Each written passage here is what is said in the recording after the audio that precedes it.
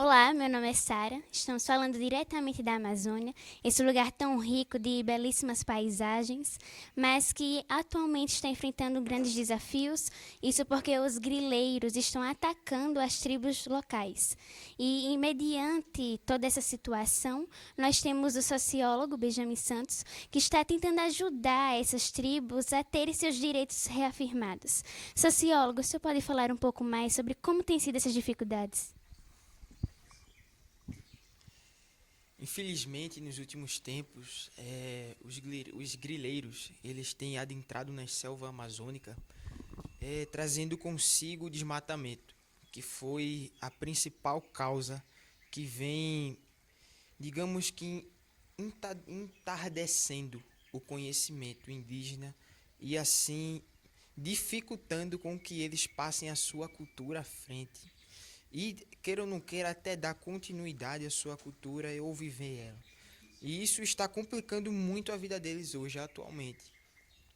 E estamos correndo atrás, junto com as autoridades, de formas de como nós poderemos dar um fim a todo esse ocorrido. E lutaremos até o final e vamos em frente. Até o momento, já tem tido alguma confirmação, algum resultado positivo? Por enquanto, ainda não. Estamos na batalha firme, não vamos desistir. Estúdio com as imagens de Maria Isabel. Olá pessoal, tudo bem? Estamos aqui em Caruaru, na capital do forró, e hoje estamos falando um pouco sobre um tema diferente. Meu nome é Matheus e estamos aqui com o padre Riquelme. Queremos fazer umas perguntas sobre ele, sobre as festividades que vão acontecer aqui na região de Caruaru. Padre, boa tarde, tudo bem? A gente está vendo que já tem algumas datas programadas para os eventos religiosos na nossa cidade. Quais são esses eventos que vão acontecer aqui? Isso mesmo, a nossa Catedral de Nossa Senhora das Dores começa hoje a festa da nossa padroeira, padroeira da Diocese de Caruaru. E aqui a gente tem um início muito marcante para o marco zero aqui da cidade de Caruaru, principalmente com presença de quermesses, sacerdotes que irão presidir as santas celebrações eucarísticas e adorações ao Santíssimo. E todos os fiéis de nossa cidade e de toda a Diocese estão convidados para vir participar aqui. Muito obrigado. E você acha que esse evento é importante para o pessoal da cidade aqui de Caruaru? Sim, sim. Maria, como serva do Senhor, tem como princípio de servir ao Senhor sempre, pois não só foi apenas mãe, mas em si, aquela pessoa que ficou do lado de Cristo na margem da cruz. Muito obrigado, viu? Todos aqueles que tiverem interesse de vir aqui a essa localidade, ele estará esperando junto com o pessoal na festividade. Com as imagens de Júlia. Estamos aqui na cidade de Troia para falarmos sobre um assunto que é muito debatido entre as pessoas, o caos urbano. Eu sou o repórter Ogro e agora vamos entrevistar o prefeito da cidade e o que ele tem a dizer sobre esse caos. Prefeito, o senhor poderia nos dar uma breve explicação sobre o caos que está ocorrendo na cidade ultimamente? Com toda certeza. Hoje, Troia é uma cidade muito perigosa. Por quê? Tem muita fome e a desinformação rola solta. Então, eu como prefeito, providenciei pão, providenciei vestes de qualidade, tecido de lã, das minhas próprias ovelhas. Só que, infelizmente, a criminalidade cresce muito e eu como prefeito, não consigo entender como tem tanta violência e tanto roubo, principalmente de alimentos, o que para mim é um descaso total. E eu acredito que essa é a principal pauta para Troia ser um lugar tão perigoso e tão desonesto, né? Percebemos que o prefeito ele tenta fazer algumas ações benéficas à cidade, mas ele mesmo se contradiz ao dizer que a violência continua a aumentar na cidade. Prefeito, o senhor está tomando as medidas necessárias para a violência que cresce na cidade? Com toda certeza. Eu já contratei 200 soldados, só que só 50 chegaram. Não sei por que isso aconteceu. Mas os 50 que chegaram são extremamente capacitados e profissionais, tá? Eu já vi eles treinando e eles são muito bons. Mas, infelizmente, não tem o que fazer, entendeu? É muito crime. Muitos jovens camponeses estão entrando. Um dia desse, vi uma criança de 2 anos roubando um pão. Eu não acreditei numa cena dessa. Mas os soldados estão cada vez mais se desenvolvendo e eu acredito que mês que vem teremos 52 soldados à disposição. Percebemos que o caos urbano tende a piorar, visto que o governo não tem ações necessárias. E com isso voltamos ao estúdio com as imagens com Bianca. Oi, boa tarde, meu nome é Eduardo e hoje vamos falar sobre o meio ambiente aqui em Caruaru. Estamos aqui com a ambientalista Lucélia Thaís e eu vou perguntar para ela o que ela acha sobre as queimadas na Amazônia que vão aumentando ano após ano. Eu acredito que ano após ano o ambiente vai ficando mais impossível de se viver, principalmente para os animais que fazem grande diferença no nosso Brasil. Sim, puxando para esse assunto mais dos animais, né? Sobre a extinção, ainda mais com a extinção da ararinha azul, dos animais que vivem na fauna brasileira, né? Principalmente na Amazônia, que se concentra a maior quantidade desses animais, né? O que você acha sobre a extinção e como podemos melhorar esse problema assim, no Brasil? Eu acredito que se o governo do Brasil se importasse mais com a fauna brasileira, a gente teria uma diversidade maior de animais pelo Brasil. A extinção não seria um problema para a gente, principalmente em trato da ararinha azul e entre outros animais que fazem grande diferença aqui no nosso Brasil. Como você acha que o governo poderia combater esse problema? Com leis mais rígidas, com trabalho de ONGs, com trabalhos sociais, etc. Eu acredito que ambos esses trabalhos ajudariam bastante, principalmente se o governo liberasse verbas para isso, para a população cuidar com propagandas, com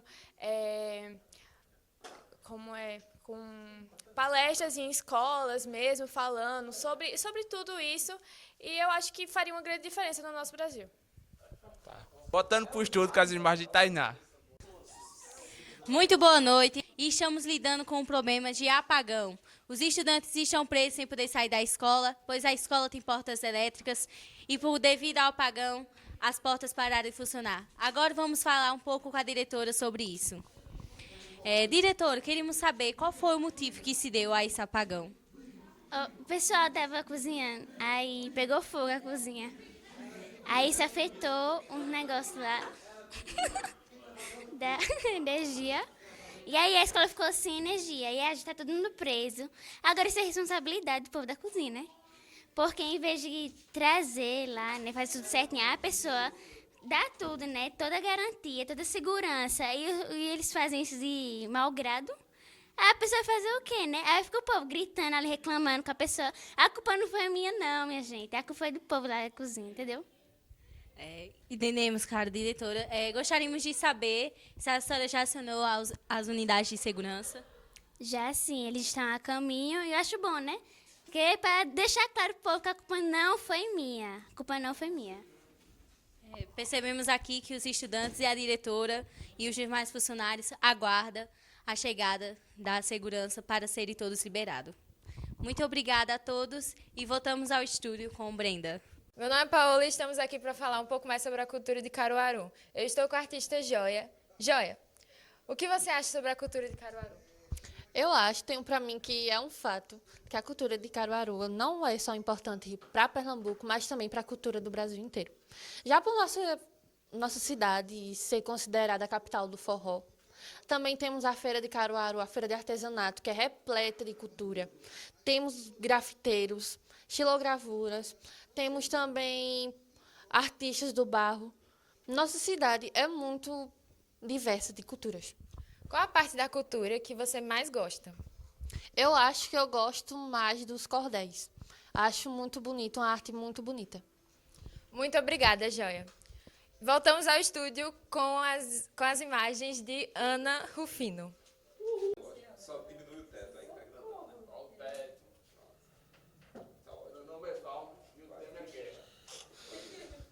Pode começar? Olá, boa tarde. Meu nome é Pedro. Estamos aqui no Municipal, fazendo a cobertura dos Jogos Escolares. E hoje eu vou estar entrevistando o jogador Gustavo, que fez 2 gols da classificação. E o que você está sentindo nesse momento por ter feito os 2 gols da classificação da sua escola? É uma sensação maravilhosa, né? Porque é sempre bom ajudar a escola a se classificar. E foi um jogo bastante difícil, pois o time do Arnaldo é terrivelmente bom. E é isso. E tá com muitas expectativas sobre o próximo jogo, sobre a semifinal? Tô. Acho que a gente pode garantir um resultado bom e classificar a escola de novo. Muito bem. Voltamos com o Breno no estúdio. Olá, minha gente. Me chamo Elton e hoje vou conversar com um ícone no mundo dos desenhos, Caleb. Ô Caleb, o que você acha, na sua opinião, como está o mundo dos desenhos hoje em dia? Fale o máximo possível, por favor. Muito bom. E, em sua opinião, quais são os melhores desenhos atualmente? Caverna do Dragão, Irmão do Jorel, Naruto, Barbie, Penélope Charmosa, A Dora Aventureira. E você, teria alguma ideia de algum desenho para o futuro? Sim. Poderia me falar alguns? Eita. Os Cavaleiros do Zodíaco, Dragon Ball, os carros. O que você achou com o sumiço da TV Globinho? Achei muito bom. Que bom. Obrigado pela tradução. E agora ficamos com as imagens da Nathalie. Olá, meu nome é Pedro. Hoje estamos aqui no trânsito da Grande São Paulo. Como vocês podem ver, está uma tremenda bagunça. Eu estou aqui com o Jarbas, ele é um motorista particular de uma limusine, e eu gostaria de saber do senhor, como motorista privado, quais são as dificuldades desse caos enfrentado, principalmente por causa do grande tráfego na cidade. É algo precário, né? O que deveria ser feito é uma estrada para nós que temos dinheiro, que temos limusine, para que nós pudéssemos andar com liberdade nesse trânsito e não fosse esse caos que está sendo conosco, né? Nós somos trabalhadores, temos nosso trabalho, nosso limusine e está esse caos na nossa vida. Isso é algo que eu não aceito. E eu não aceito esse caos. Isso tem que acabar porque eu pago minhas contas, eu pago minhas dívidas e os meus impostos. Eu moro num condomínio de ouro e eu não mereço isso. Eu mereço estrada só para mim. Eu vou cobrar isso do meu prefeito. Muito obrigado. Belas palavras, eu gostaria de dizer. Eu acho que o prefeito está sendo um extremo irresponsável. Eu nunca vi um cara tão incompetente assim, porque, como você pode ver, o trânsito não melhora. Pautas são discutidas e não muda absolutamente nada. E o senhor, como é um cara de muito... o senhor tem um patrimônio um pouco maior. Acho que tem algo a acrescentar, além de estradas próprias para o senhor? Mais alguma coisa? É que se ele não fizer, quem vai fazer mesmo é eu. Eu barro esses carros aí tudo e quem faz estrada sou eu. Se eu quiser, eu compro essa cidade todinha só para meu carro dirigir. E a verdade é essa. A limusine tem que andar sozinha na pista. Quem tiver atrapalhando tem que sair. Porque quem tem condição tem que ter a liberdade. A verdade é essa. Boa tarde. Boa tarde. Eu acho que ficamos por aqui, mas em breve estaremos de volta com o trânsito da Grande São Paulo. Muito obrigado. E imagens de volta para a nossa repórter Viviane. Olá, eu me chamo Edmilson e estou aqui com Chico, um tipster profissional, que veio conversar um pouco conosco sobre esse mundo das apostas. Chico, tudo bem? Tudo. Chico, dá umas dicas aí para nós apostar direito. Essa semana agora a gente está tendo a última rodada das eliminatórias, então acho que também é uma ótima oportunidade, né, de você ganhar dinheiro, óbvio, apostando com responsabilidade. É para maior de idade, não é para quem depende de benefícios sociais como BPC Bolsa Família, isso tem sempre que ser posto em mente. Mas, dito isso, eu acho que nessa última rodada de eliminatórias agora sul-americanas, a gente vai ter jogos da seleção brasileira, da seleção argentina. E é uma ótima janela, né? Para você apostar tanto nas vitórias dos times e empates. Acho que a vitória do Brasil é um ótimo palpite. Acho que é Brasil e Bolívia. Então, é uma ótima oportunidade de apostar. Acho que se fosse para apostar, apostaria provavelmente um 3-0 para o Brasil. Então, tá aí uma ótima janela para apostar nessa última rodada de eliminatórias. Chico, e aquele torcedor que só tem o dinheiro do auxílio, mas quer fazer uma fezinha? Como faz?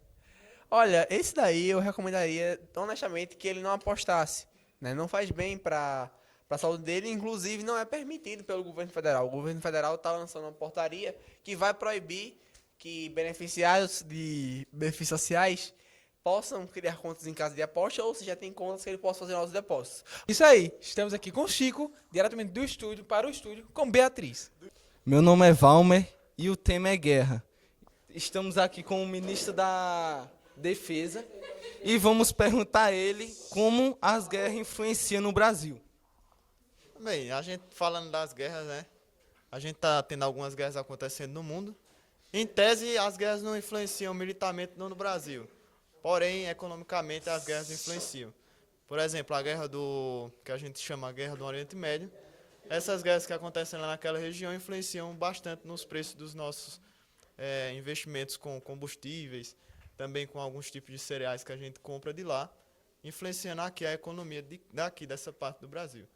No caso das guerras que acontecem mais ao norte da Europa, Ucrânia e Rússia, a gente tem uma série de sanções econômicas afetando aqueles países que de maneira ou outra afeta a nossa negociação com ambos os países.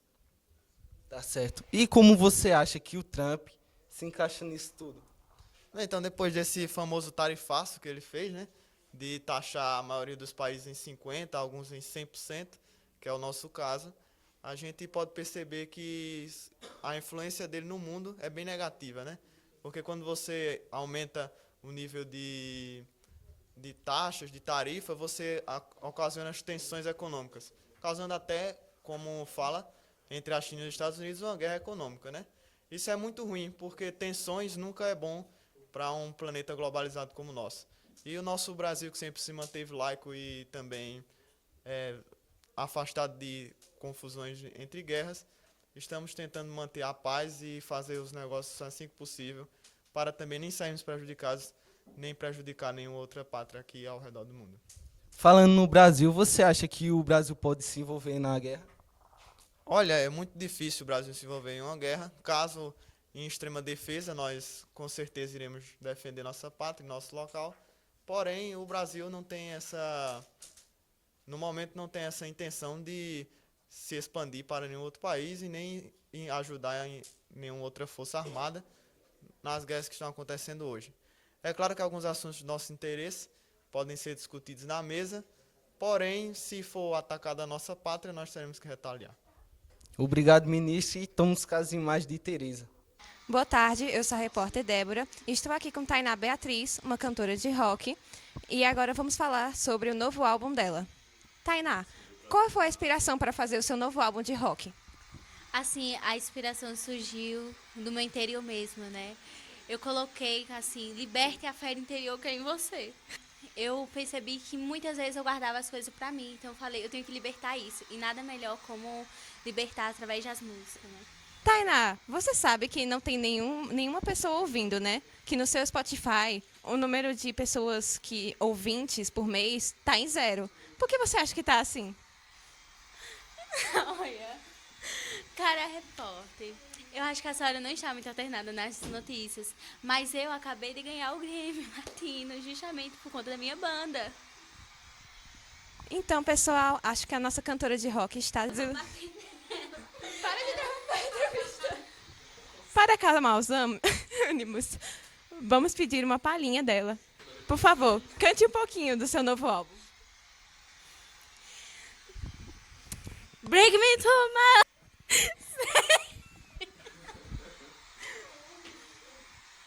E foi isso, pessoal. Voltamos agora com as imagens de Beatriz.